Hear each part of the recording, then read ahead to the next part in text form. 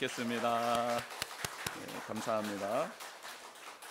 너무 향기도 좋고 너무 좋네요. 네. 그 가족 사진들 이렇게 쭉 흘러가고 또 우리 복민 공동체 영 가족의 사진들도 이렇게 흘러가는 걸 보니까 너무 참 감격적이고 감동입니다.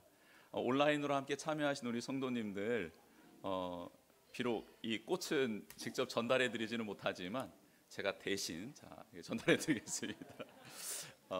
나중에 이렇게 자녀들한테 꼭 받으시면 좋겠습니다. 네, 이 시간 하나님께서 주신 말씀 보겠습니다. 신약 성경 에베소서 6장 1절에서 4절 말씀입니다. 신약 성경 에베소서 316면에 나와 있습니다. 에베소서 6장 1절에서 4절까지의 말씀, 우리 같이 한 목소리로 읽겠습니다. 시작. 자녀들아, 주 안에서 너희 부모에게 순종하라. 이것이 옳으니라. 내 아버지와 어머니를 공경하라. 이것은 약속이 있는 첫 계명이니 이로써 내가 잘되고 땅에서 장수하리라. 또 아비들아, 너희 자녀를 노엽게 하지 말고 오직 주의 교훈과 훈계로 양육하라. 아멘. 네, 오늘 말씀 준비하면서 참 어려웠습니다. 이 부모님을 공경하라. 공경할 수 없는 부모님들도 좀 있는데 어떻게 그래야 되지? 사회적인 이슈들이 많으니까요. 그리고 이거를 하나님 말씀이긴 말씀인데 이것을 어떻게 하면 좋나? 너무 고민이 많은 거예요. 근데 하나님 말씀이니까 또 순종은 해야겠고, 하나님 이게 너무 제 안에 가치 충돌이 일어납니다. 자녀를 학대하고 자녀를 방치하고 또 개인의 문제 때문에 자녀들을 사랑할 수 없는 부모님들이 있고, 혹은 잘못된 혹은 가르침과 그렇게 행하라고 가르치는 부모님들도 있을 텐데, 근데 그 말씀에 무조건 순종해야 되는 겁니까? 뭐 이런 질문들이 있었고, 그럼에도 불구하고 하나님은 계속 부모님께 순종하고 또 부모님을 공경해라 라는 말씀, 이게 계속 같이 충돌이 제 안에서 막 일어나면서 말씀을 준비가 안 되는 거예요. 말씀이 준비가 안 되는 거예요. 그래서 너무너무 힘든 시간들이었습니다. 그런데 하나님은 저의 이 고민을 해결해 주시죠. 해결해 주세요. 계속 이렇게 고민만 하고 있으니까 하나님이 야, 그런 거 아니야. 그런 거 아니야. 한번 잘 봐봐. 잘 봐봐. 그러는 거예요. 그래서 말씀을, 이 짧은 4절의 말씀을 진짜 몇십 번, 한 100번 이상은 읽은 것 같습니다. 계속 반복해서 읽었는데 저한테 주는 교훈은 정확하게 있더라고요. 4절에 보니까 아비들아, 너희 자녀를 노엽게 하지 마라. 어미는 없더라고요. 제게 주신 말씀 한 구절은 받았습니다. 저는 앞으로 절대 자녀들을 노엽게, 아빠들이 문제인 것 같긴 합니다. 근데 이게 개역 개정은 아비드라라고 번역했지만 공동 번역에서는 부모님으로 이렇게 번역을 했습니다. 그래서 엄마 아빠에게 다 하는 말입니다. 아빠가 소리 안 지르면 엄마가 소리 지르고, 엄마가 소리 지르면 아빠가 안 지르고, 뭐 그렇잖아요. 그래서 이 부분도 저한테 좀 이렇게 감동이 있었는데, 이 말씀들을 좀 어떻게 하면 정리를 하고 또 어떻게 하면 우리 성도님들과 같이 나눌 수 있을까라고 이렇게 계속 기도하면서 하나님이 주신 것은 처음 가정 공동체를 바라봐라 라는 의미였습니다. 그래서 아담과 하와, 그리고 그를 통해 제일 처음 가족 구성원이 형성되었을 때를 보게 되었는데, 말씀을 보면서 깨달은 게 있었습니다. 뭐냐면 에덴 동산에서 아담과 하와가 자녀를 낳은 게 아니더라고요. 에덴 동산에서 쫓겨난 다음에 가인과 아벨을 낳았더라고요. 그 장면이 좀 새롭게 다가왔습니다. 그래서 그 말씀을 좀 이렇게 묵상했고요. 또 한 가지는 하나님께서 부모를 공경하라, 그리하면 네가 이 땅에서 잘되고 장수하겠다라는 이 말씀을 10계명 안에 담아주셨거든요. 근데 이 10계명은 이스라엘 백성 공동체가 구원받고 난 다음 광야에서, 시내산에서 주어졌다라는 게 저한테 귀한 또 깨달음이었습니다. 아, 그렇구나. 부모를 공경하라 혹은 자녀를 노엽게 하지 말라라는 이 명령은 하나님의 은혜를 경험한 자들이 순종해야 될 내용이었구나라는 것을 깨닫게 되었습니다.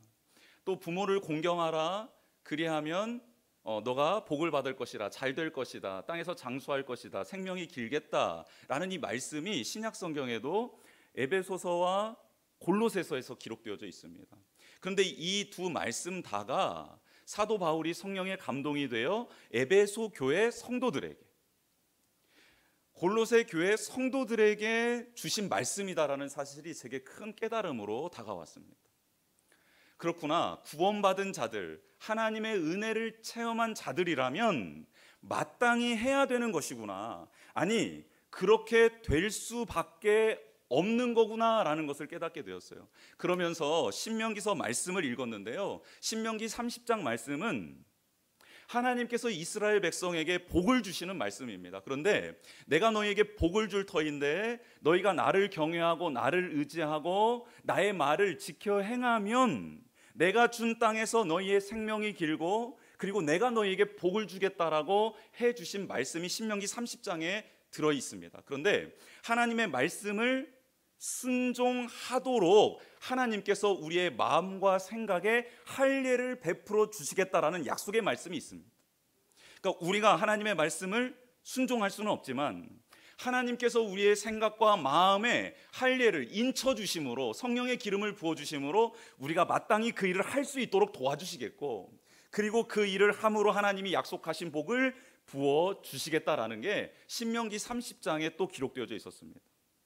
그래서 이 전체를 종합해 본 결과 이렇습니다. 하나님은 하나님의 백성을 구원해 주셨고 구원해 주신 백성에게 약속의 말씀을 주셨습니다. 복을 주시고자 약속의 말씀을 주셨습니다. 근데 그게 뭐냐면 하나님 아버지의 뜻을 따라 순종하고 하나님을 의지하면 내가 너에게 복을 주겠다. 나는 생명이고 나는 장수인데 내가 이 복을 너에게 줄게 라고 이미 약속해 주셨어요.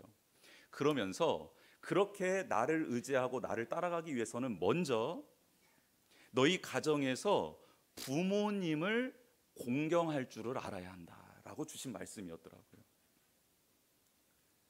그래서 그 안에서의 관계성에서, 부모와의 자녀의 관계성에서 무언가 해결이 돼야 하나님 앞에서도 예배할 수 있고 경외할 수 있고 그분을 따라갈 수 있는 그 원리가 부모 공경 안에 담겨져 있다는 것을 제가 깨닫게 되었습니다. 그래서 그 말씀을 나누고자 합니다. 하나님께서 아담에게 하와를 선물로 주셨어요. 그렇죠? 그들은 서로 사랑함으로 뭐가 되었습니까? 부부가 되었습니다. 하나님이 주신 복을 누리며 행복하게 살고 있었지요. 그러나 그 행복은 깨지고 맙니다. 왜 깨집니까? 하나님의 다스림을 거부했기 때문이에요.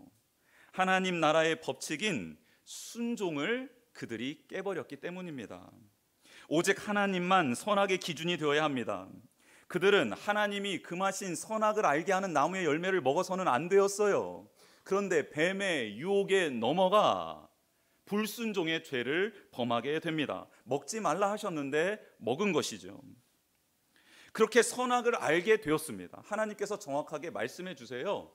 이들이 우리 중 한 사람과 같이, 우리 중 하나같이 선악을 알게 되었다라고 하나님도 그들이 선악을 알게 된 것을 인정하십니다.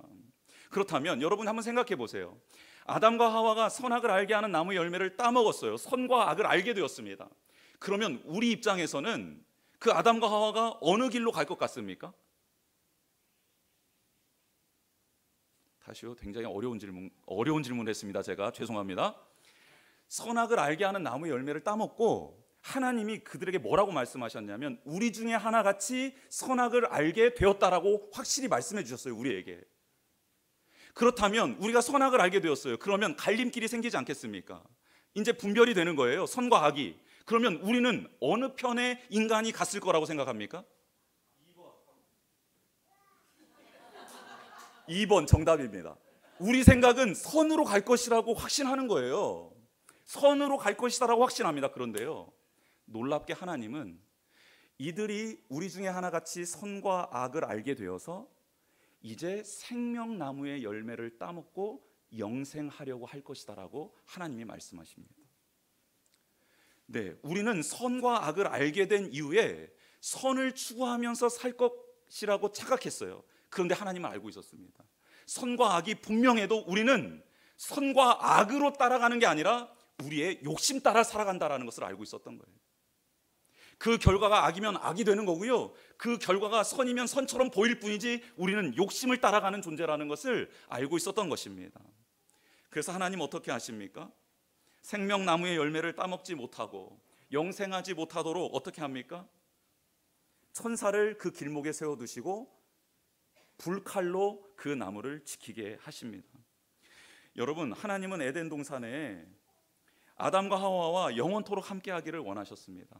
그러나 그들이 불순종함으로 자신의 욕망에 사로잡혀 살아가는 죄를 범하게 된 것이지요.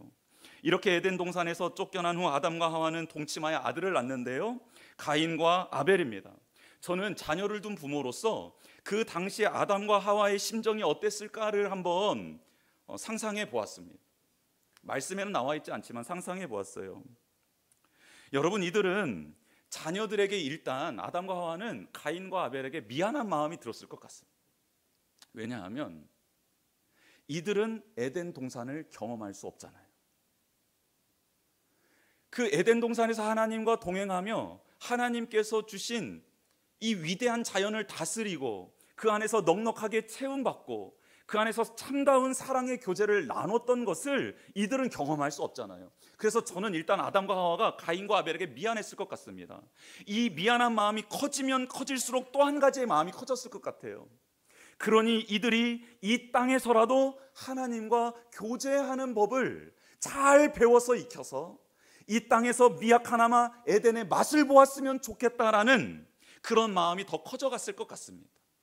그래서 아담과 하와는 가인과 아벨을 정말 지극정성으로 교육하지 않았을까, 하나님을 경외하는 법을 가르치지 않았을까라는 생각을 해보았습니다. 물론 완벽한 부모는 없습니다. 아담과 하와도 마찬가지죠. 아담과 하와 그 이후로 모든 부모는 죄와 허물이 있기 때문에 다 불완전합니다. 그럼에도 불구하고 이런 부모들을 하나님은 공경하라고 하는 거예요. 명령하십니다. 그리고 특별히 10계명 중에 유일하게 약속이 들어가 있는 계명이 내 부모를 공경하라라는 거예요.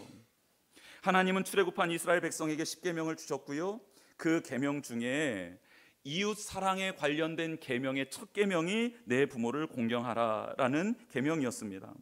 이 말씀을 받은 이스라엘 백성은 먼저 하나님을 경험했다라는 선 경험이 있었습니다. 선 은혜의 경험이 있었다라는 것이죠. 그리고 그 부르심에 반응하는 것으로 부모를 공경하라는 말씀을 받았다라는 거예요. 즉 우리가 부모를 공경할 수 없는데요, 공경할 수 있는 이유는 하나님이 우리를 은혜로 구원해 주셨기 때문이라는 거예요. 즉 예수 그리스도를 믿게 되고 하나님의 자녀가 된 자라면 부모를 공경할 수 있는 힘과 에너지를 얻게 되더라라는 뜻입니다. 하나님을 알고 믿는 자들의 가정에게 주신 말씀, 이 말씀이 바로 부모 공경의 말씀이라는 거예요. 하나님을 알지 못하는 백성들에게 주어진 말씀이 아니라 알고 있는 백성, 그 은혜를 경험한 백성에게 부모를 공경하라, 그게 바로 나를 경외하는 원리를 깨닫게 되는 법칙이니라라고 말씀해 주고 있는 것이죠. 여러분, 부모가 최선을 다하잖아요, 자녀에게. 그런데 부모의 최선이 언제나 옳은 것입니까? 아니요, 부모의 최선은 언제나 옳지 않습니다. 언제나 옳은 것은 아닙니다. 옳은 방향으로 하고 싶어 하지만 그러나 자녀들에게는 항상 옳은 것은 아니죠. 선악을 알게 된 부모이지만 그럼에도 불구하고 부모들도 욕망에, 감정에 사로잡혀 살아가는 사람일 뿐이기 때문입니다. 자녀들이 혼나는 이유, 칭찬받는 이유에 대해서 한번 생각해 보신 적 있습니까? 여러분, 언제 우리가 자녀들을 막 칭찬해주고 언제 우리가 자녀들에게 화를 내죠? 하나님 말씀에 순종했을 때 우리가 칭찬해 줍니까? 하나님 말씀에 불순종했을 때 우리가 책망합니까? 아니면 내 감정대로, 내 뜻대로 했을 때 칭찬해 주고 그렇지 않을 때 화를 냅니까? 저는 후자입니다. 후자. 저는 한 번은 아니죠, 몇 번은 그래요. 몇 번은 그래도 자녀들이 하나님 뜻에 순종할 때 칭찬해 주었지만요, 대부분이 제가 말한 거 따라할 때 그때 자녀들을 칭찬해 준 적이 있습니다. 혹 화를 냈을 때는 제가 말했던 거 안 들었을 때 그때 화를 많이 냈습니다. 여러분, 그럼에도 불구하고 저희들은 부모님을 공경해야 됩니다.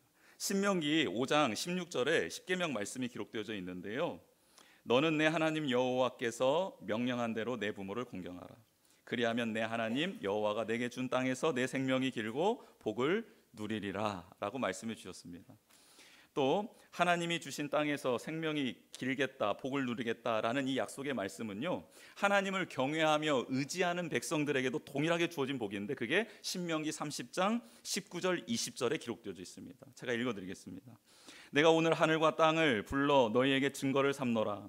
내가 생명과 사망과 복과 저주를 내 앞에 두었은즉 너와 내 자손이 살기 위하여 생명을 택하고 내 하나님 여호와를 사랑하고 그의 말씀을 청종하며 그를 의지하라. 그는 내 생명이시요 내 장수이시니 여호와께서 내 조상 아브라함과 이삭과 야곱에게 주리라고 맹세하신 땅에 내가 거주하리라. 아멘. 똑같습니다. 뒤에 주어지는 복이 똑같아요. 근데 앞만 바뀌었습니다. 부모를 공경하라와 하나님을 의지하고 그 말씀을 생명처럼 여겨라, 순종해라라는 이 앞부분만 바뀌고 뒤에 복은 같습니다. 즉 앞이 무언가 연결점이 있다라는 것이죠. 즉 하나님을 경외하는 것과 부모 공경 사이에는 연결되는 신앙의 원리가 담겨져 있다라는 것입니다. 그래서 먼저 그 신앙의 연결고리가 도대체 무엇인가? 먼저는 아낌없는 부모의 사랑과 은혜입니다. 여러분, 부모님은 자녀들을 사랑합니다. 하나님도 하나님의 백성을 사랑합니다. 그런데 그 끝을 알 수가 없습니다. 악한 부모라도 자식에게 좋은 것을 줄 줄 안다라고 예수님 말씀하셨습니다. 부모는 자녀에게 좋은 것을 주고 싶어 합니다. 여러분, 어떤 설문 조사를 했는데요, 자녀들이 부모님들께 이런 질문을 했어요. 엄마 아빠 언제가 가장 슬프고 힘들었습니까? 라는 질문을 드렸습니다. 그랬더니 부모님들의 대답에 99%가 뭔지 아십니까? 자녀들이 아플 때, 네가 힘들었을 때 내가 가장 힘들었다. 그리고 네가 원하는 것을 들어주지 못했을 때 그때가 너무 힘들었다라고 99%의 부모님들이 동일하게 그렇게 대답을 했습니다. 한계가 있는 부모들, 그러나 그들도 자녀들을 사랑해주고 싶었다라는 거예요. 끔찍이 아껴주고 싶었다라는 거죠. 그러나 그렇게 할 수 없었던 순간들이 너무너무 많았다라는 겁니다. 사랑하기 때문에 가장 슬픈 순간이 자녀에게 해주지 못했을 때, 그들이 힘들어했을 때라고 말하고 있는 것이죠. 하나님도 하나님의 백성 너무나도 사랑하십니다. 그들이 겪고 있는 고통의 순간에 함께하며 울며 아파하고 계시죠. 모든 것을 하실 수 있는 하나님이 자녀들에게 인내를 가르치고 절제를 가르쳐 주기 위해 참고 계시는 것, 이것 또한 하나님에게 있어서는 너무너무 힘든 일이라는 것이지요. 사랑하는 백성의 신앙과 미래를 위해 하나님이 인내하고 계시는 것입니다. 참고 계시는 것이지요. 육신의 부모는 할 수 없어서 마음 아프지만 하나님은 모든 것을 하실 수 있는데 하지 않고 있으므로 더 큰 고통에 시달리고 계시는 것입니다. 자녀들이 이런 부모의 사랑과 하나님의 사랑을 깨닫는 것이 복이고 은혜라는 것이죠. 이게 출발점이라는 겁니다. 내가 느끼기엔 부족하고 이해 안 되는 부분도 있어요. 부모님이 이해 안 되는 부분이 있습니다. 하나님도 이해 안 되는 부분이 있지 않습니까? 그럼에도 불구하고 부모님의 사랑은 위대하다, 하나님의 사랑은 변함이 없다라는 이 신뢰, 그 믿음, 이 확신 속에서 우리는 다음 스텝을 밟을 수 있다라는 것입니다. 사랑하는 성도 여러분, 부모님의 그 크신 사랑과 하나님의 그 크신 은혜가 이 시간 깨달아지기를 주님의 이름으로 축복합니다. 다음으로 부모를 공경할 때 우리는 겸손할 수 있습니다. 하나님을 경외할 때에도 우리는 자신을 내려놓아야 하지 않습니까? 똑같습니다. 원리가 똑같아요. 제가 말씀드렸습니다. 완전한 부모가 없어요. 그래서 부모를 공경하기보다는 원망하고 저주하고 불신하는 경우가 자녀들의 본 모습 아닙니까? 왜냐하면 나의 생각과 감정을 내려놓지 않는 한 부모를 이해하기는 너무너무 어렵기 때문입니다. 온전히 부모님의 입장이 되어야 하기 때문이에요. 그의 말씀을 경청해야 되기 때문입니다. 그의 감정을 헤아리고 상황까지도 파악해야 그를 존중히 여길 수 있고 그 말씀을 순종할 수 있기 때문이에요. 그런데요, 우리는 악하거든요. 선악의 기준이 자기 자신이거든요. 그래서요, 부모도 재단합니다. 판단합니다. 내 생각에 맞지 않는 부모의 말은요, 한 귀로 듣고 그냥 갖다 버려버립니다. 친구보다도 스승보다도 하찮게 여기는 게 자녀가 부모를 대할 때의 모습이기도 합니다. 저도 우리 어머님이 교통사고 나셨을 때 아버지를 원망한 적이 있습니다. 그러나 그것은 전적으로 제 기준에 의해서 아버지를 판단한 것입니다. 어떻게 아버지가 어머니의 사고를 막을 수 있었겠습니까? 슈퍼맨도 아닌데, 신도 아닌데. 그런데요, 그냥 원망했습니다. 당시 어머님은 신분증을 가지고 있지 않았습니다. 어떻게 아버지가 일일이 어머니의 신분증을 챙겨주실 수 있겠습니까? 어머니를 찾기 위해 아버지는 사방팔방으로 알아보셨고 찾았고 노력했을 텐데, 사고가 나서 신원불명으로 응급실에 계실 거라고는 아버지가 감히 상상이나 했겠습니까? 그런데 저는 아버지를 판단했습니다. 아니, 그래도 찾아냈어야지. 아니, 그래도 해결했어야지. 아니, 그래도 아버지라면, 남편이라면 그렇게 해서는 안 되지 라고 계속 제 안에서 따지고 묻고 원망하고 불평하고 그렇게 하고 있었습니다. 그런데요, 저는 알게 되었습니다. 사고는 그 누구도 아무도 막을 수 없었지만 사고 이후 어머니를 책임지고 사랑하며 돌보고 헌신하신 분은 아버지였습니다. 저는 가끔 병원을 찾았지만 아버지는 일을 마치고 저녁부터 새벽까지 어머니의 곁을 지키셨습니다. 퇴원 후에도 어머니를 돌보며 챙겨드리고 지금까지 자신의 삶을 바치고 계신 분은 자녀들이 아닙니다. 아버지입니다. 이 사실을 하나님께서 깨닫게 해주셨을 때 저는 교만함을 내려놓을 수 있었습니다. 판단하는 것을 내려놓을 수 있었습니다. 아버지를 판단하고 원망하고 불평했던 것을 회개했고요. 그리고 아버지와 어머니를 진심으로 존경하게 되었습니다. 만약 어떤 분이 지금 저에게 존경하는 분이 누구냐라고 물으신다면 저는 망설임 없이 아버지라고 말할 것입니다. 아버지는 사랑하는 아내와 자녀를 위해 최선을 다하셨고 지금도 최선을 다하고 계시기 때문입니다. 여러분, 하나님을 경외하는 것도 마찬가지입니다. 여러분, 우리는 하나님을 온전히 다 이해할 수 없습니다. 그러나 이해, 가고 안 가고는 내 기준이고 내 판단이고, 그것을 내려놓고 하나님의 선하심을 믿고 그분의 위대하심을 믿는다면 우리는 그 하나님을 예배하고 따르며 순종하는 거룩한 사람이 될 줄 믿습니다. 마지막으로 우리는 부모님을 공경하게 될 때 우리의 자녀를 양육할 수 있는 지혜를 얻게 됩니다. 하나님을 경외하는 사람이 믿음의 가문을 세우는 것과 마찬가지이지요. 부모를 공경하는 자녀는 자신의 미숙함을 매일매일 깨닫습니다. 자기를 성찰하게 돼요. 야, 부모님을 내가 사랑한다고 했는데 아니었구나, 공경한다고 했는데 아니었구나, 매일매일 깨닫는 지혜가 있습니다. 모든 것을 자신의 기준으로 판단하며 살아가던 지난날의 모습을 부끄러워할 줄도 알고요. 또 더 지혜롭고 싶다, 더 성숙해지고 싶다라고 하나님께 지혜를 간구하며 어떻게 하면 부모님을 잘 섬길 수 있을까? 하나님 앞에 묻고 또 그런 일들을 힘쓰기도 합니다.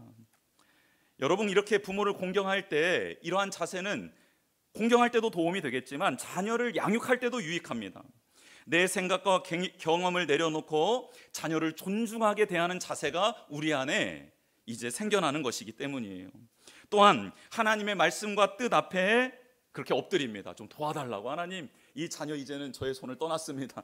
이제 얘를 어떻게 해야 될지 모르겠습니다. 하나님 좀 도와주십시오. 하나님 지혜를 주십시오. 그리고 우리 자녀의 앞길을 주님께서 인도해 주셨으면 좋겠습니다라고 하나님께 맡겨드리는 그런 겸손함이 우리 가운데 또 새겨지게 된다라는 것이죠. 여러분, 아담과 하와 서두에 말씀드렸습니다. 아쉬운 모습이 있습니다. 가인과 아벨의 살인 사건이 일어났을 때 그 가인이 아벨을 죽이고 난 다음 가인이 하나님과 대화하는 그 사이에 아담과 하와의 목소리는 음소거 상태입니다. 아무 소리도 들리지 않습니다. 마치 부모가 없는 가인인 것처럼 보여지고요, 부모가 없는 아벨처럼 느껴집니다. 여러분, 아담과 하와는 도대체 그 순간 어디로 사라져 버린 걸까요? 계속 묻고 있었지만 아직 답은 얻지 못했습니다. 그런데 아무튼 아담과 하와는 등장하지 않습니다. 너무 저 개인적으로는 너무너무 아쉽더라고요. 부모님이 좀 적극적으로 움직일 수는 없었나? 그들을 좀 타이를 수는 없었나? 중재할 수는 없었나? 너무너무 아쉽더라고요. 그러나 아무튼 아담과 하와의 모습은 가인과 아벨의 그 살인 사건, 그 장면에 등장하고 있지는 않습니다.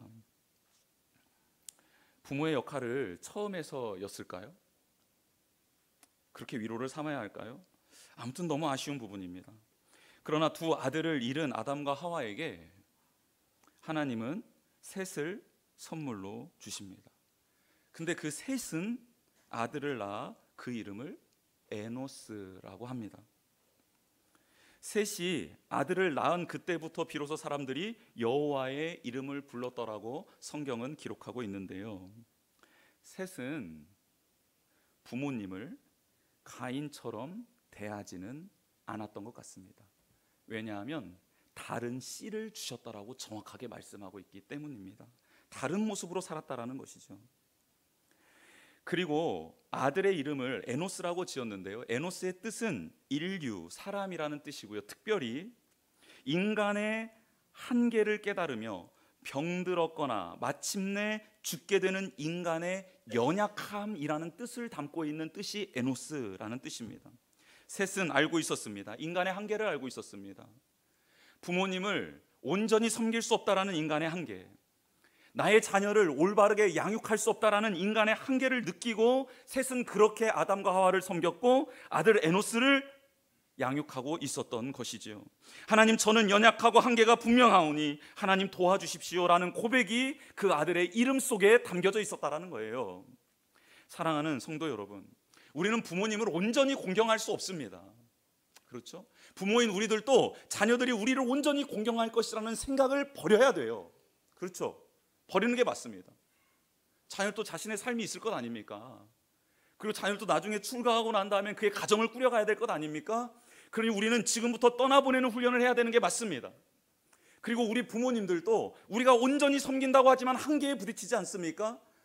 경제적인 한계, 관계적인 한계, 시간적인 한계에 부딪히지 않습니까? 그렇다면 우리는 아담과 하와의 자녀였던 셋에게서 그 지혜를 배워야 되지 않겠습니까?